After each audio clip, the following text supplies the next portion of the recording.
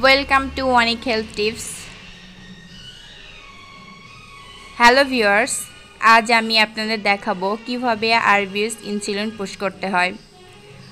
প্রথমে আমরা কতটুকু ইনসুলিন ভিতরে পুশ করব তা নির্দিষ্ট করে নিলাম।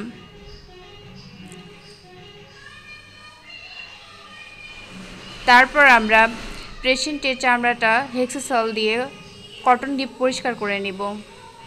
তারপরে আরবিএস ইনসুলিনের নিডেলটা ঠিক চামড়ার নিচে পুশ করব আর আস্তে আস্তে সেটা দিব।